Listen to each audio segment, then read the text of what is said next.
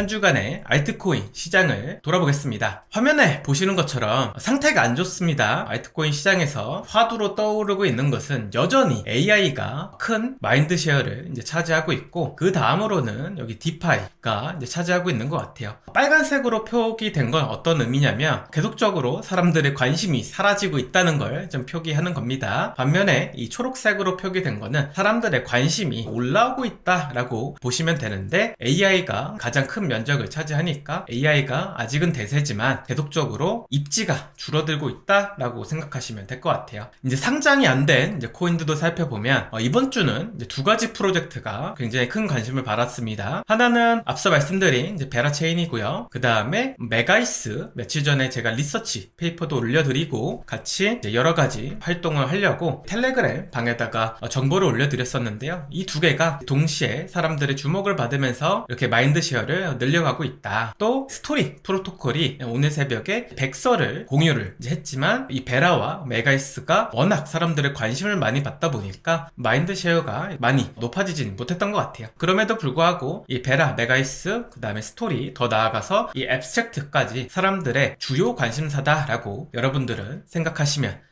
될 것 같습니다. 오늘 우리가 조금 더 깊게 알아볼 주제는 뭐냐면 바로 이더리움입니다. 제가 지난 몇 주 동안 이더리움에 대한 좀 쓴소리를 좀 많이 했습니다. 그러다 보니까 기존에 올렸던 영상이 조회수가 한 4만 정도 나오기도 했고요. 굉장히 많은 이제 악플을 받기도 했습니다. 그 중에 가장 인상 깊었던 악플은 뭐냐면, 조선생이 이더를 팔고 솔라나를 사서 이더리움을 나쁜 코인으로 이제 프레임을 씌우기 위해서 지금 영상을 올린 거다라고 하는 좀 얘기를 좀 많이 하신 것 같아요. 근데 말도 안 되는 소리죠. 왜냐면 유튜브가 끽해봐야 이제 4만이 안 넘습니다. 그렇기 때문에 이 시총이 100조가 넘어가는 시총 코인을 움직이기에는 턱없이 이제 부족한 영향력이고, 그러다 보니까 좀 오해가 있었던 것 같아요. 그럼에도 불구하고 이제 이더리움 커뮤니티가 한국에 얼마나 크게 있는지를 좀 알 수 있는 좀 계기가 좀 됐던 것 같습니다. 그래서 오늘은 그분들을 조금 위로하고자, 그 다음에 그분들이 사실 코인만 갖고 있지 이더리움 재단이 어떤 일들을 하는지 아마 모르실 거란 말이죠. 그래서 오늘은 이더리움에 대한 좋은 얘기를 한번 해보고자 합니다. 그 중에 우리가 최근에 조금 글로벌 시장에서도 굉장히 사람들, 특히 리서처들이 많이들 입에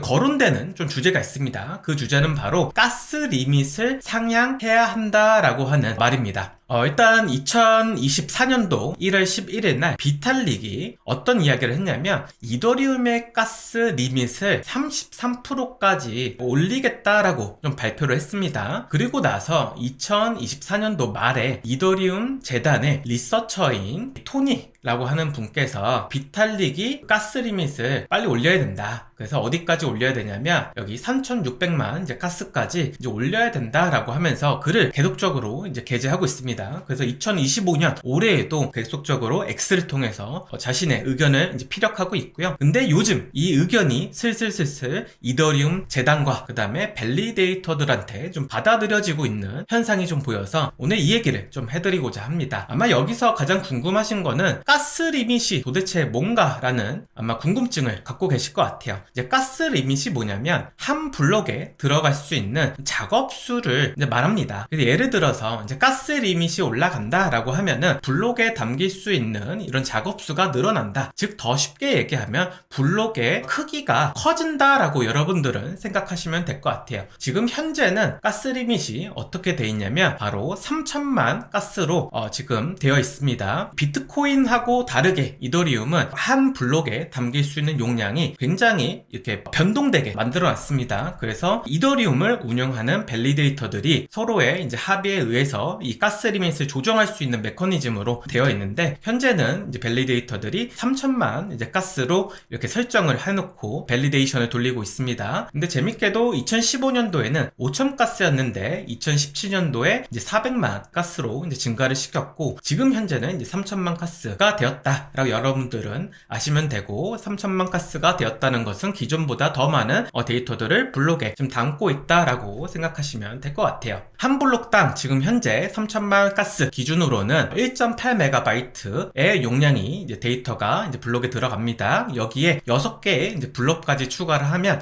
2.5MB 정도 이제 데이터가 이제 한 블록에 들어갈 수 있는데요. 재밌게도 이 가스 리밋이 상향이 되게 되면 더 많은 데이터가 이제 담길 수 있게 되는 것이죠. 그래서 한 블록에 들어갈 수 있는 작업수가 증가하기 때문에 블록 공간이 증가한다라고 여러분들은 간단하게 이해하시면 됩니다. 그러면 이 가스 리밋이 올라가면은 어떤 점이 더 좋아지냐라는 궁금증이 생기실 겁니다. 그 얘기를 잠시 해보면요. 한 예로 이제 NFT를 이제 발행하죠. 이더리움 기반으로 많이 발행되고 있는데요. 굉장히 컬렉션이 많고 그 다음에 데이터가 많이 필요로 합니다. 그래서 이런 컬렉션들이 하나 런칭될 때마다 한 2800만 가스가 이제 사용되는 걸 보실 수 있어요. 그렇기 때문에 굉장히 많은 데이터를 블록에 담아야 되기 때문에 한 블록에 이것을 전부 다 담기는 어렵거든요. 그러다 보니까 블록을 쪼개가지고 여러 블록에다가 이 NFT 컬렉션에 대한 데이터를 저장하면서 사람들한테 배포를 하고 있어요. 근데 만약에 한 블록에 담을 수 있는 데이터 양이 늘어나게 되면 이런 대규모 어떤 데이터 작업이 이제 필요한 일이 있을 때 한 번에 처리를 할 수 있는 거죠. 얼핏 들으면은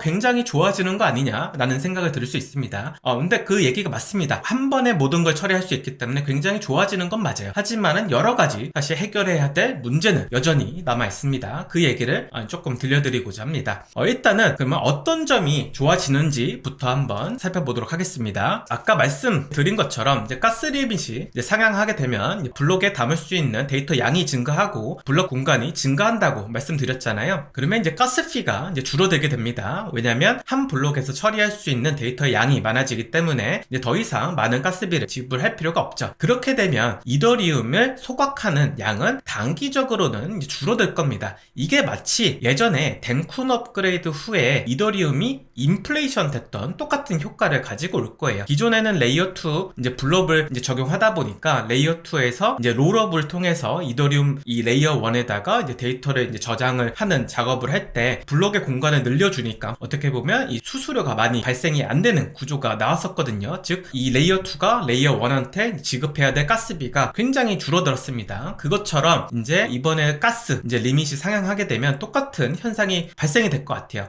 그럼으로써 이제 이더리움이 단기적으로는 화면에 보시는 것처럼 인플레이션이 되는 효과를 좀 발생시킬 겁니다. 그에 따라서 가격에도 좀 나쁜 영향을 끼칠 수 있죠. 하지만 이렇게 블록 공간이 늘어나고 그 다음에 가스비가 낮아지게 되면은 더 많은 네트워크에서 활동이 일어날 수 있고 그러다 보면 더 많은 DApp들이 이더리움 위에서 여러 가지 활동을 할 수 있습니다. 예를 들어서 AI 모델을 이더리움 기반으로 이렇게 작업을 할 수도 있는 환경이 만들어주죠. 왜냐하면 대규모 데이터를 처리할 수 있는 블록 공간이 이제 생성되기 때문에 어떻게 보면 기존보다는 더 다양한 DApp들이 나올 수 있는 환경이 구축되는 겁니다. 그렇게 되면은 이더리움을 사용하는 빈도가 늘어나거나 아니면 이더리움 이제 코인을 사용처들이 굉장히 다양해지겠죠. 그것이 결과적으로 이더리움 이제 가격을 올리는데 영향을 이제 끼친다는 게 좋게 작용한다는 어떤 플라이 힐입니다. 즉 다시 정리를 해드리면 가스 리밋이 상향되면 가스 피가 줄어들고 더 많은 활동을 이더리움에 할 수 있다 보니까 더 많은 사람들이 이더리움을 사용할 것이고 그러다 보면은 결국 소각량도 늘어나게 돼서 결국 이더리움을 다시 디플레이션 시킬 수 있는 하나의 환경이 구축될 거다라는 게 사람들의 이야기인 것 같아요. 근데 단기적으로는 안 좋을 수는 있습니다.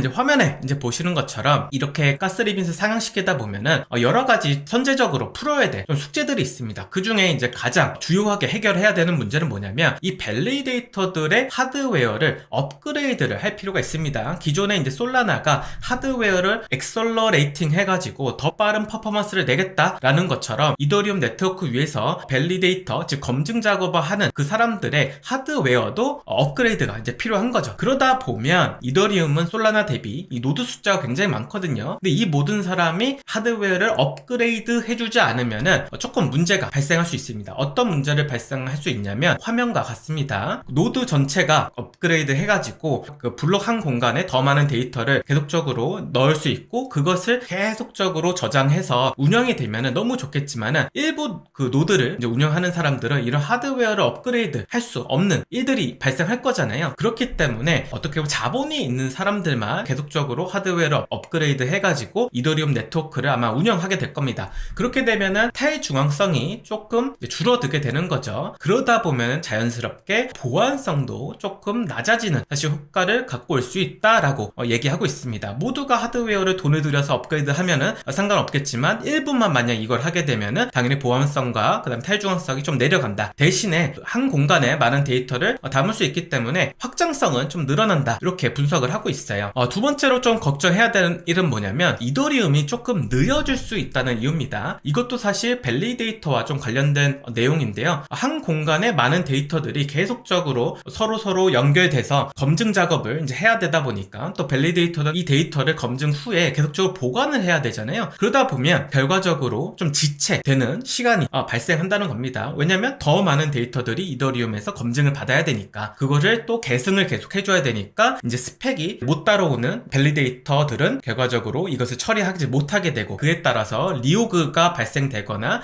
아니면 이제 미싱 블록 같은 것들이 만들어질 수 있다는 거죠. 그래서 어떻게 보면 이더리움 네트워크가 단기적으로는 좀 느려질 수 있다는 단점도 있습니다. 그 다음에 우리가 좀 걱정해야 될 거는 뭐냐면 앞서 말씀드린 거는 사실 리오그 문제였거든요. 어떻게 보면 모든 데이터들을 밸리데이터들이 이제 담지 못해가지고 누락되는 블록이 생기는 이슈, 그 다음에 그에 따라서 이더리움 네트워크가 약간 지체되는 그런 이슈가 있다는 거를 여러분들한테 이제 말씀드리고 싶고요. 근데 재밌게도 이렇게 가스 리밋이 이제 상향이 조금씩 이제 돼야 된다는 목소리가 작년부터 나왔는데 슬슬 밸리데이터들이 이거를 좀 받아들이고 있습니다. 이게 굉장히 중요한 의미가 있는 거예요. 이게 어떤 의미를 갖냐면요. 이더리움은 앞서 말씀드린 대로 밸리데이터들의 합의에 의해서 결과적으로 이 가스 리밋을 상향할 수 있다고 말씀드렸거든요. 그래서 전 블록에 이제 밸리데이터가 이 가스 리밋을 상향되고 그 다음에 계속적으로 다른 이것을 블록을 검증하는 사람들이 가스 리밋을 상향을 꾸준히 시켜가지고 이 화면에 보이시는 3천만 이제 가스 이상을 허용하게 되면 자연스럽게 이더리움 네트워크 전체가 51% 밸리데이터들이 이제 3천만 이제 가스 이상을 이제 받아들이기 시작하면 점점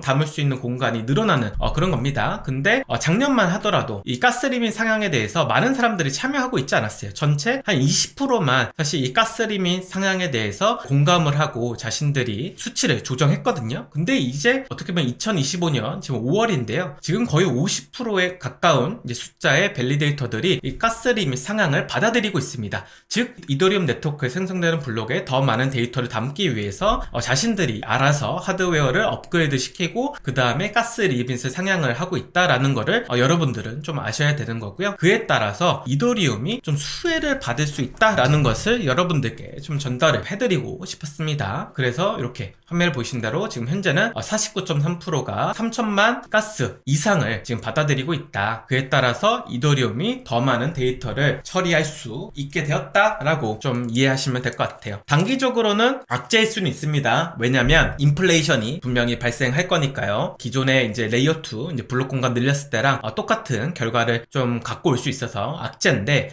좀 길게 보면은 결국 이더리움 전체에 좀 이득이 되는 하나의 현상이다. 그래서 이번 연도에는 이런 밸리데이터들의 가스 리밋 상향을 이제 50% 이상 이제 받아들여서 결과적으로 유지가 되는지 우리가 좀 살펴볼 필요가 있다. 라고 좀 정리를 해보면 좋을 것 같아요. 그러면 가스 리밋 상향돼서 가스비 내려가고 일시적으로 인플레이션 때문에 가격이 안 좋을 수 있지만 더 많은 사람이 이 네트워크에 들어와서 디앱을 이제 배포하고 유저들이 더 많이 들어와가지고 이더리움 네트워크 쓰게 되면 소각할 수 있는 양이 늘어나갖고 이더리움 가격이 우상향할 수 있다라는 결론에 이를 수 있으니까 여러분들 꼭 알아두시기 바랍니다. 그래서 결과적으로 이제 우리가 바라는 구조는 이렇게 되는 겁니다. 이더리움 인플레이션이 꺾이길 우리는 기대하는 거죠. 그래서 이런 어떤 움직임이 재단이 아니라 이더리움 커뮤니티에서 어떻게 보면 자발적으로 움직이고 있다라는 게 굉장히 우리가 한 번쯤은 봐야 되는 포인트다라는 걸 이제 지금 좀 공유드리고 싶었어요. 일단 주요한 주제는 하나 마무리했고요. 다음 주제로 한번 넘어가 보겠습니다. 바로 이 알트코인 이제 시장의 주요한 이슈들을 한 번씩 다뤄볼 건데요. 앞서 말씀드린 대로 이제 베라체인이 2월 6일 공식적인 런칭을 합니다. 그래서 이제 바이빗뿐만 아니라 바이낸스도 이 베라체인을 런칭하는데 이게 수이와 앱토스 이후에 주목할 만한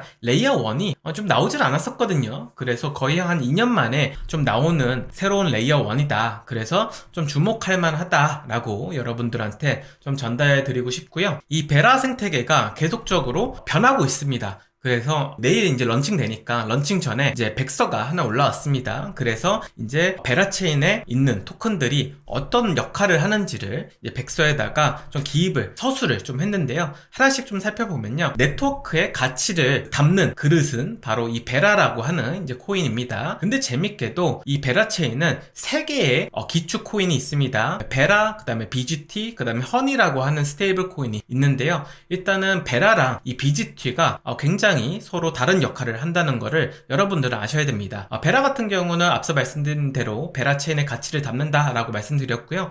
BGT는 어떤 역할을 하냐면 이 베라체인에서 이제 밸리데이터들이 이제 검증 작업을 막 하잖아요. 그러면 그 검증 작업을 이제 함으로써 사실 다른 체인 같은 경우는 이 레이어 1이 이제 발행한 코인을 이렇게 받게 되었었어요. 근데 그 받을 때 블록을 생성한 사람들이 이 어떤 코인을 받을 수 있는 메커니즘이었는데, 베라는 여기서 조금 이렇게 한 번 좀 트위스트를 했습니다. 좀 꼬았습니다. 그것은 바로 BGT를 밸리데이터들도 갖고 있어야지만 더 많은 베라 보상을 받을 수 있다는 거예요. 예를 들어도 솔라나를 예치한 밸리데이터들이 블록 검증을 하게 되면 블록 검증한 대가로 솔라나라고 하는 코인을 보상으로 받고 그것을 시장에 내다 팔 수 있었죠. 이 베라 코인을 예치할 뿐만 아니라 이 BGT라고 하는 코인도 같이 어떻게 예치를 해야지만 어떻게 더 많은 보상을 받을 수 있는 구조를 만들어놨어요. 그럼 이 BGT는 그러면 시장에서 매입을 해가지고 예치하면 되는 거 아닌가 라고 생각을 하실 수 있는데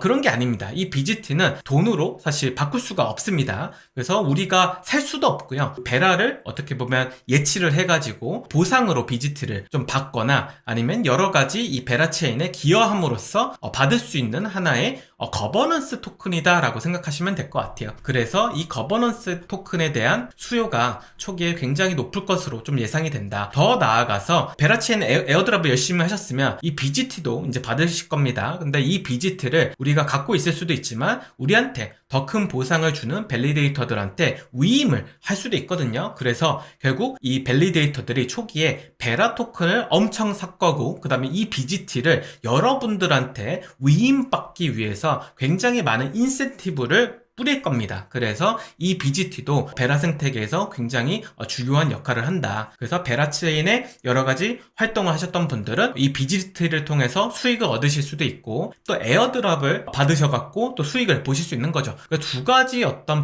방향으로 수익을 좀 버실 수 있다라고 생각하시면 될 것 같아요. 더 나아가서 만약에 그 밸리데이터들이 이 BGT를 충분히 위임받지 못하면 어떤 현상이 일어나냐면 밸리데이터가 잘리게 됩니다. 즉 BGT 는 결국 베라체인 네트워크에서 굉장히 중요한 역할을 한다는 것을 아실 수 있을 것 같아요. 그래서 약간 예전에 이제 이더리움 커브 파이낸스에서 있었던 뇌물을 줘가지고 VECRB라고 하는 토큰을 위임받으려고 노력을 많이 했었거든요. 그것처럼 뭔가 BGT 워가 BGT 전쟁, 그러니까 BGT를 모으기 위한 전쟁이 좀 벌어질 것 같다라고 여러분들은 좀 생각하시면 될 것 같습니다. 그래서 앞서 말씀드린 것처럼 여기 블록 생성할 때 이제 리워드를 받게 되는데 밸리데이터들이, 근데 그 기준이 그 베라체인의 이제 네이티브 코인이 베라를 예치하고 그다음 BGT를 위임받아야지만 더 많은 보상을 이제 받을 수 있다는 게 새롭게 백서에 이제 담김으로써 굉장히 재밌어지는 좀 양상이 좀 나온 것 같습니다. 이 방송 들어오기 앞서 이제 바이낸스에서 이제 상장 공지를 올렸었는데요. 그 상장 공지를 읽어보면은 결국 초기의 유통량은 한 21% 풀리고요. 그다음에 코인에 이 캡이 없습니다. 그러니까 전체 어떤 뭐 비트코인처럼 총 어떤 발행량이 정해진 건 아니고 이더리움처럼 계속적으로 발행량이 증가되는 메커니즘을 갖고 있는데 매년 10% 정도의 인플레이션이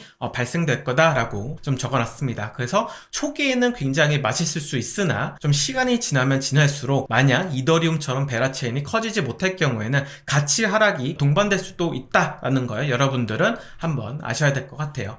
두 번째로 이제 주요 뉴스였던 건 뭐냐면 바로 스토리입니다. 스토리 백서가 이제 공개됐습니다. 베라체인과 스토리 경쟁하는 레이어 1이거든요. 스토리가 예전에 베라체인을 한번 물고 뜯고를 했었습니다. 어떤 현실 문제를 해결하냐라고 하는 어떤 질문을 베라체인에 던지면서 이 파운더끼리 투닥투닥 했었습니다. 그래서 어떻게 보면 이 베라체인과 스토리가 같은 레이어 1이지만 좀 경쟁 구도가 좀 생긴 것 같아요. 근데 그런 이제 스토리가 오늘 새벽에 백서를 이제 공개했는데 자신들의 체인은 어떤 체인인지 정의를 했습니다. 그래서 그 정의를 한번 살펴보면 보면요. IP를 이제 프로그램 가능한 디지털 자산으로 전환하기 위한 레이어 1이다 라고 좀 정의를 했더라고요. 이게 어떤 의미냐면 수많은 IP들이 웹2, 그 다음에 웹3 세상에 있는데 이것의 소유권을 증명해 줄 수 있는 기술이 없다. 그래서 이 스토리 레이어 1이 이것을 지원해 주겠다라고 하는 의미입니다. 그래서 최근에 저스틴 비버의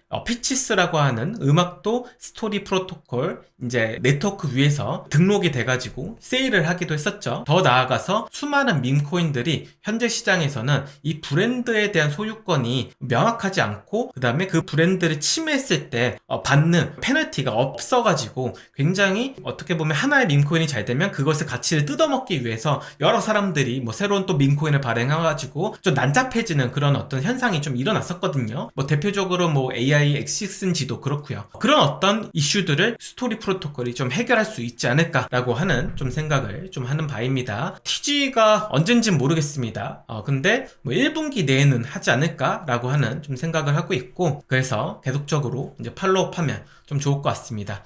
세 번째로 우리가 좀 이번 주에 살펴봐야 될 프로젝트는 바로 메가이스였습니다. 한국어로는 메가이더라고 좀 알려져 있는데요. 이 메가이더는 이더리움이 갖고 있었던 초기 비전, 바로 월드 컴퓨터를 재현하겠다라고 나온 이더리움 레이어 2입니다. 근데 이 친구들은 익스큐션 레이어를 굉장히 빠르게 작동할 수 있도록 기술 개발을 해가지고 만약에 솔라나나 수이처럼 익스큐션이 잘 작동을 하게 되면 수많은 앱들과 사람들이 이 메가이스에 모일 것이고 더 많은 사람들이 모이면 모일수록 메가이스에서 발생한 데이터를 굳이 이더리움 레이어 1에다가 종결을 안 시켜도 된다는 컨셉을 갖고 온 게 바로 메가이스입니다. 그래서 이제 레이어 1들을 이제 입찰시킬 거라는 얘기를 하고 있어요. 그래서 예를 들어서 메가이스가 너무 잘 됐어. 그래서 사람들이 너무 많이 써. 그러면 이제 메가이스는 야, 우리 데이터 엄청 많거든? 근데 너네 우리한테 뭐 해줄 거야? 그래서 한번 우리한테 해줄 수 있는 거를 좀 말해봐. 뭐 이런 식으로 입찰을 한다는 거죠. 그러면 솔라나도 야, 만약에 너네 어떤 데이터들을 우리 네트워크 위에서 이 세트먼트 거래 종결을 시켜주면 우리가 뭐 해줄게. 뭐 이런 어떤 재밌는 현상이 벌어질 수 있다는 거죠. 그래서 뭐 솔라나나 뭐 아니면 수이나 아니면 여러 가지 어떤 레이어 1들이 결국 메가이스에다가 이렇게 입찰을 하는 재밌는 현상이 좀 벌어질 수도 있다. 근데 그런 어떤 환경을 만들고자 하는 게 메가이스입니다. 그렇기 때문에 레이어 2에서는 굉장히 기대주입니다.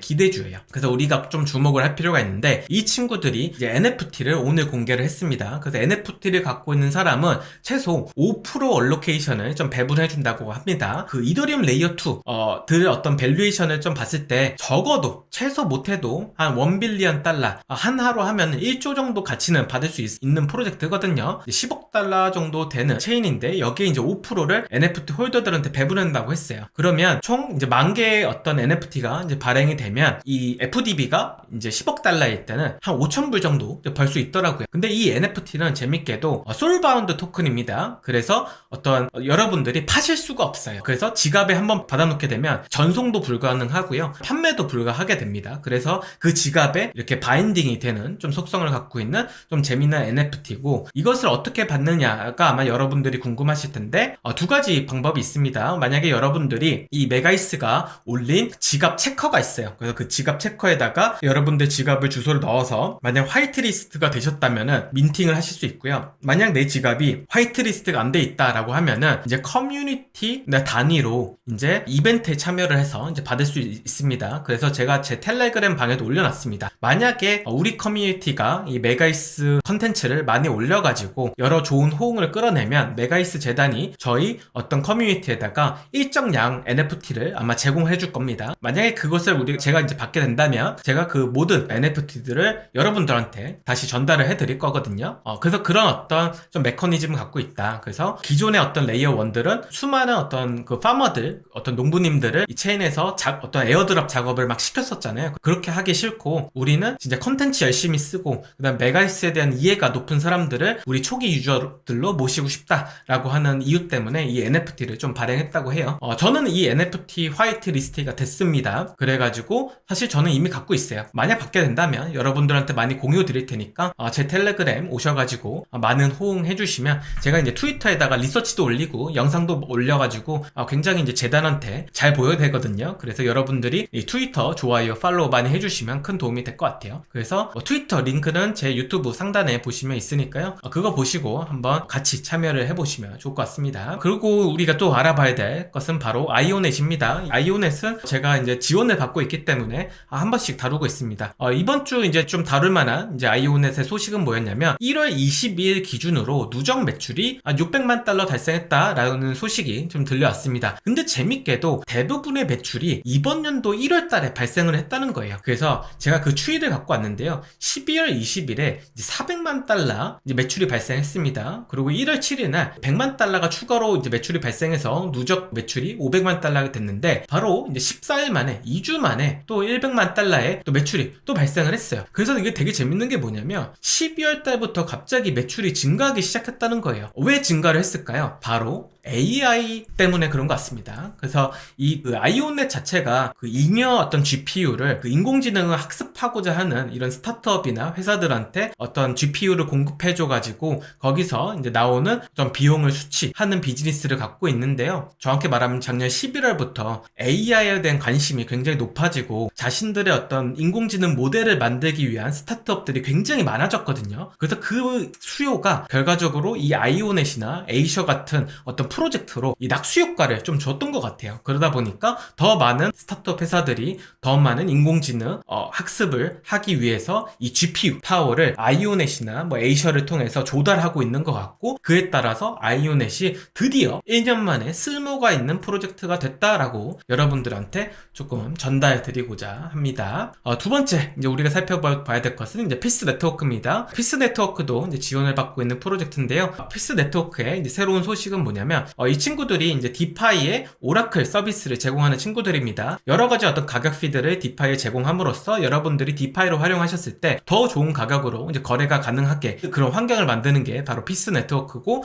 체인링크랑 이제 경쟁사입니다. 근데 재밌게도 솔라나 이코시스템의 60%가 이제 피스 네트워크를 사용하고 있다고 해요. 굉장히 많은 수치죠. 어떻게 보면 다시 피스 네트워크가 솔라나에서 시장 점유율을 높였다라고 여러분들은 생각하시면 될 것 같고요. 뭐 주피터나 뭐 다른 어떤 여러 가지 디파이들은 하나의 어떤 사실 오라클만 사용하지 않습니다. 두세 개 오라클들의 어떤 평균값을 적용해서 보통 프로토콜의 그 가격을 이렇게 전달시켜 주거든요. 뭐 그렇기 때문에 어쨌든 이제 피스가 굉장히 좀 쓸모가 좀 많아지고 있다라는 이야기 좀 전달드리고 싶고 한 가지 재밌었던 건 뭐냐면 좀 저는 가슴이 좀 설렜습니다. 어떤 설렜냐면 피스가 전통 금융의 데이터를 디파이로 이제 갖고 오고 있다는 소식을 알렸어요. 근데 이거는 사실 피스 네트워크 때문에 가슴이 웅장한 게 아니고요. 결과적으로 이 디파이에 기관들 자금들이 들어오고 있고 전통 금융권들의 어떤 사람들이 계속적으로 온보딩 되고 있구나를 알 수 있었습니다. 왜냐면 디파이에서 이런 미국 국채 이 데이터들을 굳이 적용할 필요가 없거든요. 근데 이제는 기존 금융에 있었던 금융 데이터들도 이제 디파이 블록체인 위로 데이터가 올라와야 되는 환경이 만들어진 것 같다라고 생각이 들어서 가슴이 굉장히 웅장해졌고 이 디파이 시장은 앞으로 더 커질 수 있는 하나의 기반이 다져진 것 같습니다. 그래서 피스 네트워크도 또 다른 어떤 그 오라클 서비스를 제공하는 사람들도 이제 미국 국채 이제 데이터들을 블록체인 위에다가 이제 올리는 작업을 계속적으로 하고 있고 이런 것들이 가속화된다는 것은 결국 디파이와 기존 금융의 만남이 가속화되고 있다는 거죠. 그래서 우리는 디파이를 좋아하는 사람들이니까 앞으로도 디파이가 어떻게 성장할지 같이 지켜보면 좋을 것 같습니다. 일단 요거는 좀 건너뛰고요. 그 다음에 좀 이제 살펴볼 거는 개인적으로 재밌는 리서치가 있어서 또 들고 왔습니다. 그것은 바로 이더리움 레이어 2인 이제 멘틀이 어떻게 보면 굉장히 큰 성장을 했다는 좀 데이터가 발표가 됐습니다. 그래서 화면에 보이시는 거는 이 메살이라고 하는 글로벌 리서치 회사에서 보고서가 하나 최근에 발간이 됐어요. 그 보고서를 이제 갖고 왔는데요. 일단은 이 멘틀 레이어 2의 어떤 시총 자체가 현재 4.2 빌리언 달러, 42억 달러가 돌파를 했다라는 게 이렇게 집계가 됐습니다. 그래서 화면에 보시는 것처럼 2024년도 1월 달보다 거의 한 2배 정도 시총이 높아졌어요. 그래서 굉장히 좋은 가격 흐름을 좀 보이고 있다. 그러면 왜 이렇게 가격 흐름이 좋을까라고 궁금하신 분들이 있는데 한 두 가지 정도의 성과를 이 멘틀이 이뤄냈다고 합니다. 그 내용을 한번 전달드리면요. 바로 이렇습니다. 이 멘틀 레이어 2에서 밀고 있는 게 두 가지 프로젝트가 있어요. 그것은 하나는 이 LST, 리퀴드 스테이킹 프로토콜이 하나 있고요. 그 다음에 비트코인 사업이 어떻게 보면 멘틀에서 밀고 있는 핵심 사업입니다. 그 중에 이제 LST 프로토콜의 성장이 굉장히 좀 눈부시다라는 걸 알 수 있습니다. 두 달 만에 총 TVL이 10억 달러가 넘어버렸어요. 그래서 10억 달러를 달성을 해버렸고, 이 그 자료는 포필러스라고 하는 한국 리서치 회사가 이제 발간한 리포트에서 갖고 왔는데요. 여기 파란색 보이시죠? 발행한 지 두 달, 60일 정도 만에 그 MEIS잖아요. 그 멘틀에서 지원하는 LST 프로토콜이 이제 TVL이 10억 달러가 넘었다라는 걸 보실 수 있고, 두 번째로 우리가 좀 주목해야 되는 거는 뭐냐면 비트코인도 계속적으로 이 멘틀 레이어 2에 넘어오고 있다는 거예요. 이 비트코인 네트워크는 굉장히 재밌습니다. 작년에 2024년도 4월 어떤 일이 있었냐면 그 저스틴 선이 이제 비트고라고 하는 비트코인 수탁 회사의 주요 지분을 이제 취득을 하면서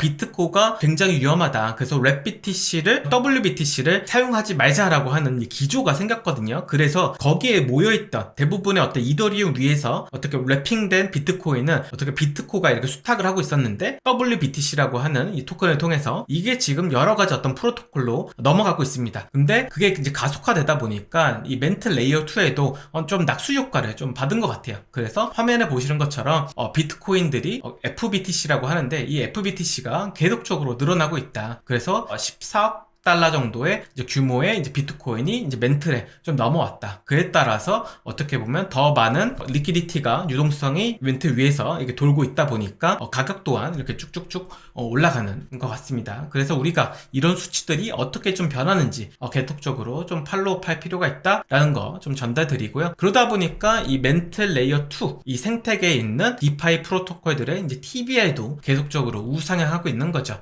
그래서 메사리에서 이제 발간한 이 보고서에 따르면요, 디파이 TVL도 거의 한 3배 정도 늘었다고 해요. 그래서 2023년도 이제 10월보다 굉장히 더 높은 이제 TVL을 기록하고 있어갖고 앞으로도 우리가 좀 지켜봐야 된다라고 여러분들한테 좀 전달드리고 싶어가지고 좀 이렇게 갖고 왔습니다. 이 메사리 리포트가 꽤나 재밌더라고요. 그래서 수치적으로 좀 잘 되고 있는 것을 보여주니까 좀 의미가 있지 않은가라는 생각을 좀 했습니다. 오늘 여러분들하고 이제 공유한 이 내용은 여기까지고요. 더 나은 어떤 컨텐츠로 다음 주도 찾아뵙겠습니다.